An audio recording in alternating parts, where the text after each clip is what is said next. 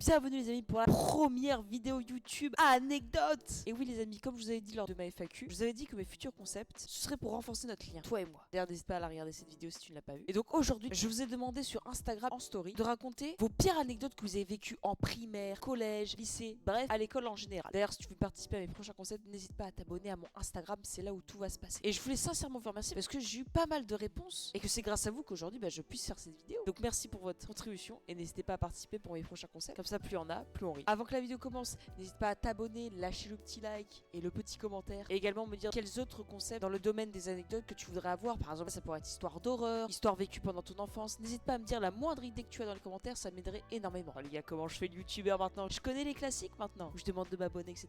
Et on devient un vrai youtubeur ou quoi? Bref, on commence tout de suite avec la première anecdote.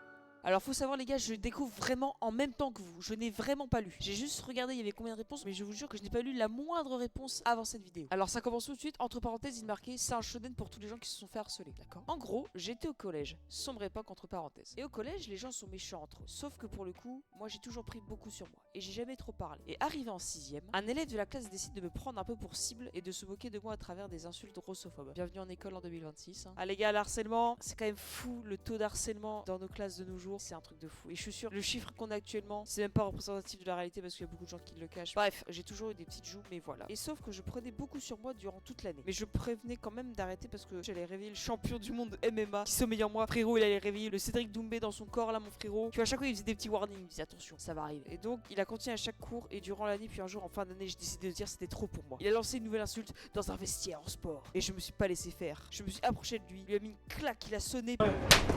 Puis un crochet du gauche. Wesh. Oh le frérot il a pas fait à moitié. C'était un combat pour la ceinture. Puis il était sonné et j'ai eu la merveilleuse idée de lui mettre un coup de pied dans la tête. Magnifique high kick entre parenthèses. Qu'il a complètement endormi. Le frérot il est dans Mortal Kombat. C'est un truc de fou. Suite à cela il a pleuré. Je suis parti en lui disant que désormais ça se passerait comme ça s'il continuait. Il a quand même un grand sens de l'honneur parce qu'il n'a rien dit au prof ou autre. Mais voilà. Je le raconte de manière un peu drôle pour la vidéo. Mais le harcèlement est quelque chose à ne pas prendre à la légère. Et la violence n'est pas toujours la solution. Bien dit. C'est bien d'avoir souligné ça parce que oui. La violence c'est sûr que sur le coup t'as envie de t'énerver. T'as envie de te rebeller. Mais c'est pas forcément la meilleure solution. Oh, les gars je dis la phrase vraiment j'ai l'impression d'être le vieux papy chiant.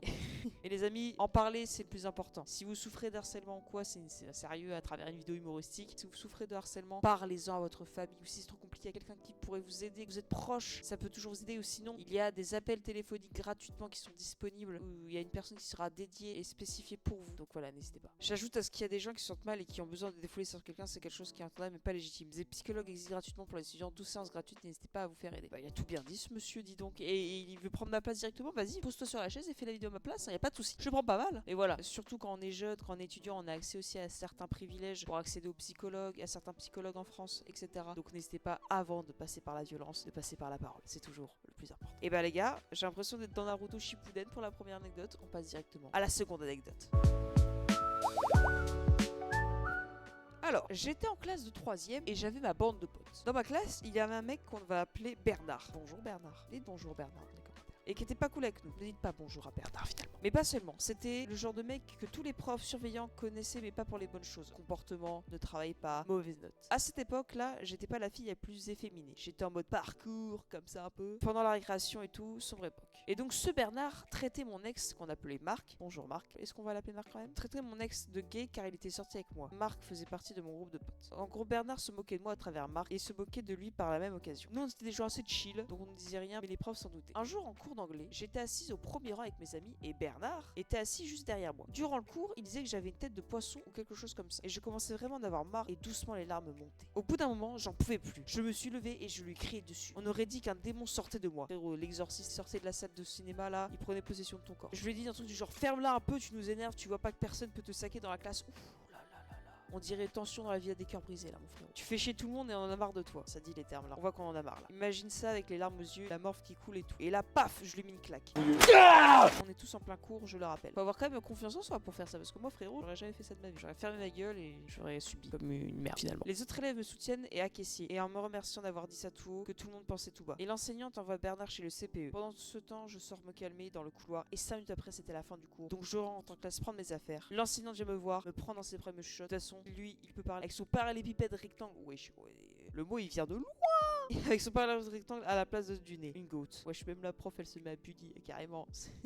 Incroyable. incroyable. La journée se termine. La CPE vient me voir, me demandant si je veux que Bernard soit puni ou quoi. Meuf chill que je suis là, je dis non ça va. Oh là là, la gote qu'elle pense être. Elle se faisait embêter par lui et même quand il peut se faire punir, elle veut pas parce qu'elle garde la crédibilité, tu vois. Vraiment, trop la gote. Résultat, étant dans un établissement privé qui fait collège et lycée pour éviter qu'on se retrouve dans la même classe en seconde, Bernard a eu le choix. Soit il passe en seconde mais pas dans le lycée rattaché, ou au collège où il redouble et pourra ensuite aller dans le lycée. Il a donc redoublé. PS, Bernard n'avait pas si tort en traitant mon ex de gay car l'année suivante, Marc nous a avoué qu'il aimait les hommes et l'année suivante, qu'elle en fait qu'il censé en fait femme. Ok, d'accord. J'espère que mon anecdote t'a plu, j'en garde un bon souvenir grâce à mon enseignant qui m'a donné le sourire. Des bisous. Merci beaucoup pour l'anecdote. C'était intéressant. Moi j'aurais pas eu confiance, tu vois. Moi j'aurais pas confiance de dire ça. Bref, on passe à l'anecdote 3. Ouh, l'anecdote elle est courte, hein. Plus courte que... On va passer à l'anecdote. Bon, je vous raconte le contexte. C'était il y a 2 ans et je mangeais avec tout mon groupe et je demande à mon ami de tenir mon plat le temps que je prenne un truc dans mon sac. Oh, la fameuse cantine. Oh les gars, les anecdotes en cantine, on n'en a pas encore eu. Ah mais moi, j'en ai vécu des anecdotes en cantine. Peut-être que je vous en parlerai dans une vidéo, mais la cantine ça n'a pas toujours été très sympa. Car on était tellement qu'il n'y avait plus de place sur la table. Et elle ne comprenait pas que je lui demande de tenir mon plat, le lâche et tout se renverse sur mon jean. C'est que cette personne, frère? Wesh, on te demande de tenir un plateau, de pas tenir 120 kilos, de développer couché, mon frérot. T'as la pire pote, quoi. Heureusement, j'avais eu sport, donc j'avais une tenue de rechange. Je la mets, je descends les escaliers extérieurs et je glisse car il y avait de la pluie. Et je tombe sur le sol plein de terre, d'herbes mélangées, donc je me retrouve tout trempé pour la 2e fois. Oh la journée! Oh la journée! Si en plus c'était un lundi, alors là c'était le prime. Là, tu pouvais pas faire pire. Oh là là là là, la journée de merde, tu rentres chez toi. Tu peux pas être plus aigri que ça. Là, tu rentres chez toi, personne doit te parler, tu rentres dans ta chambre, tu lances League of Legends, tu fais une série de 10 défaites, tu vas te coucher après. C'est terminé. Et finalement, je suis allé voir la CPE qui a appelé mes parents. Courage, hein, mon frérot, là, c'est dur. Hein. C'est dur pour toi. J'imagine la journée de merde là, elle va être bien sympa. Bon, bah, merci pour ton anecdote. On passe à l'anecdote suivante. En seconde, je suis arrivé en retard et je suis entré directement pour m'asseoir à une place. Devant, la prof ne m'a pas vu. Sauf qu'ensuite, la prof commence à faire son introduction du cours et je me rends compte que je me suis trompé de salle. Oh, la situation bien gênante.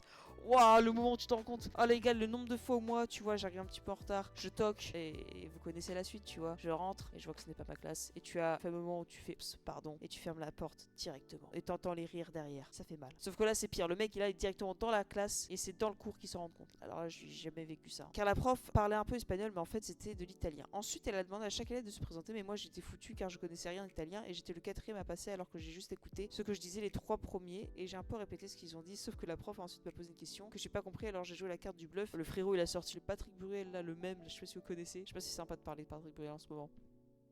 On sait pas. Tout le monde a rigolé, même la prof, car après elle me traduit la question et en fait elle m'a dit attends, je vais prendre mon meilleur accent italien. C'est si quello di essere nella classe di tedesco Kiosta. Ouais, bon, on va pas parler de mon accent italien. Qui veut dire, êtes-vous sûr d'être dans la bonne classe d'allemand? Attends. On a parlé d'espagnol, après d'italien, maintenant on parle d'allemand. Frérot, c'est un gigatacos de langue, ta classe de cours là? C'est le shaker de Thibaut InShape, là, il y a tout qui est mélangé. Donc j'ai compris pourquoi tout le monde a rigolé. Ensuite, je lui ai dit que je m'étais trompé de salle et elle m'a dit, j'ai vu ça. Et elle m'a dit que j'avais quand même un bon accent italien, mais elle m'a dit qu'elle avait compris dès le début. Car quand j'ai dit mon prénom Lorenzo, et bah j'ai roulé le R comme en espagnol, sauf qu'en italien, on ne roule pas les R, donc j'étais foutu dès le début. Aïe, frérot, essayer de jouer la carte du bluff, mais il était déjà démasqué dès le début. Aïe, mon frérot. Moi, c'est les rires derrière qui ont dû me détruire si j'aurais été à sa place là. Les rires. Moi, les rires de toute la classe, ça me détruirait. Bon, ça devait être bien gênant. Je pense que c'est dans ton top de gênance de ta vie, hein. Punaise. Moi, à ta place, j'aurais vraiment tout le sang atlantique qui serait parti de mon corps. Ça a dû faire mal. Bref, on passe à la 6e anecdote.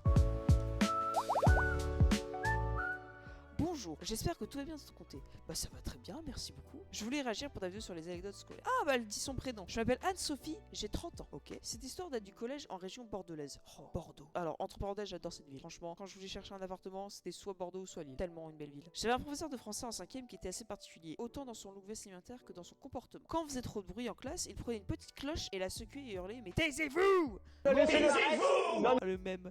Comme si nous étions un troupeau. Je te rassure, ça n'avait jamais fait l'effet escompté à part nous faire rire. C'était le début de l'année et l'un des premiers devoirs qu'ils avaient donné c'était acheter le Coran et la Bible pour les lire en classe.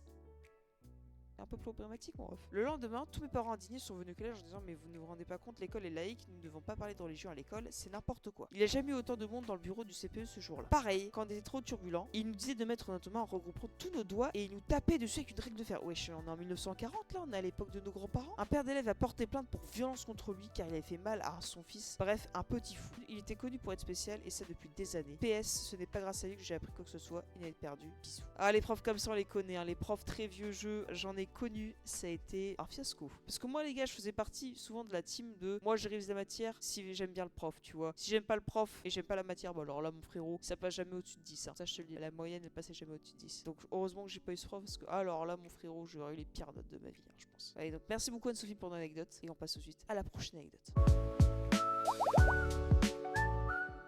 Oh putain, l'anecdote elle est courte mais elle a l'air intense. En gros, il y a un gars, un marin, ok. On va l'appeler Kevin. Bonjour Kevin. Il s'est ramené avec une énorme bouée flamant rose. D'où tu dis le matin en te levant pour aller en cours, tiens j'ai ramené en flamant rose. Frérot, la confiance qu'il faut avoir pour se ramener en cours comme ça. Moi frérot, à chaque fois que je me ramenais en cours, j'étais le skin basique des Sims. Je ne voulais pas avoir la moindre attention. Je voulais juste faire mon boulot et rentrer chez moi. Alors lui, mon frérot, la confiance qu'il a dû avoir. Je me rappelle c'était un SVT et tu vois la prof elle était choquée. Même Kevin il avait l'air de regretter. Bah tu m'étonnes. Et là la prof lui a demandé pourquoi il est venu avec une bouée. Un peu logique venant de la prof, je pense. Et là je te jure, elle a répondu, c'est parce que je me noie dans votre regard madame. Le frérot, il a 14 ans, adolescence, hormones, testostérone, bien à fond. Il voulait se faire la prof. Bah, et Kevin, t'es chaud, hein, mon frérot. T'es chaud, hein. Résultat, il a été viré une semaine. Clair, net, précis, directement. On va pas plus loin. On pose le cadre. Bon, je pense pas qu'il a commencé à devenir en bouée après ça. Oh, le frérot. Au moins, tu vois, il est optimiste dans la vie. Tu vois, c'est un mec, il a des envies, il a des objectifs, il sait où il veut aller. Je ne sais pas ce que fait Kevin dans la vie, mais bon potentiel en tout cas. Bon, allez, on passe à la prochaine anecdote. Ouh là là, il y a du texte. C'est Molière qui a écrit ou quoi là? Je ne te suis pas depuis très longtemps, mais je trouve ton contenu super. Merci beaucoup, c'est adorable. Et ta complicité avec ton chat sur ta live est génial. Oh frérot, moi je devais juste raconter des anecdotes. Là, j'ai commencé à sortir les mouchoirs, j'ai chialé. Hein. Non, en vrai, merci beaucoup. Vraiment, ça me touche, c'est super gentil. Bref, pour mon histoire, il faut déjà un peu un contexte. Je suis une jeune adulte québécoise. Oh, j'adore le Québec. Vive le Québec! Tous les représentants du Québec, manifestez-vous dans les commentaires. En études supérieures. Mais lors cette anecdote, j'en avais 16. J'étais dans une école publique assez basique, mais connue pour avoir des élèves perturbateurs. Bref, commençons. Mon histoire se passe à la fin du mois de mai. Mon collège avait un grand terrain où on pouvait se poser sur l'herbe fraîche entre les cours. Cet espace était rempli d'arbres et moi et mes amis avions pris l'habitude d'aller bronzer dehors sur le terrain entre nos cours. On apportait nos serviettes et notre crêpe solaire et on passait vraiment de super moments. Bah tu m'étonnes, ça devait être génial punaise. Jusqu'au jour où un prof vient nous voir. On a tous un peu peur qu'elle nous avertisse mais non, elle ne l'a pas fait. Elle nous a simplement dit de faire attention, nous ne sommes pas allés plus loin sur le terrain. On ne comprenait pas pourquoi nous avions totalement le droit de partir lors des pauses pour aller aux nombreux commerces qui se trouvaient plus loin dans les rues. On lui a alors demandé plus d'infos et elle nous a dit qu'il y avait des hommes beaucoup plus vieux qui rôdaient autour du collège. Qu'est-ce qu'ils faisaient ces vieux? Pour parler à des jeunes filles. On ne la croyait pas vraiment, alors on lui a simplement dit que nous allions être prudentes. Une fois la dame partie, nous sommes encore restés 30 minutes avant que nous décidions de se rhabiller et de retourner dans le collège. Cependant, deux filles ont voulu convaincre le reste du groupe d'aller chercher une boisson glacée avant de retourner en cours. Moi et les 6 autres filles du groupe, nous avions décidé de ne pas les accompagner, vu que le resto où elles voulaient aller était juste de l'autre côté de la route. Plus tard, nos amis ne sont pas revenus pour leur cours et la situation nous a inquiétés. Elles ne répondaient tous les deux pas à leur téléphone, nous avons fini par en parler à la directrice, on dirait un film d'horreur le truc. J'ai peur pour la suite. Vite, continuons. Nous n'avons aucune nouvelle jusqu'au soir. On apprend ce qui est arrivé à nos deux amies. Celle-ci s'était fait approcher par 3 hommes environ de 30 à 40 ans qui les ont menacés à l'aide d'une putain de machette.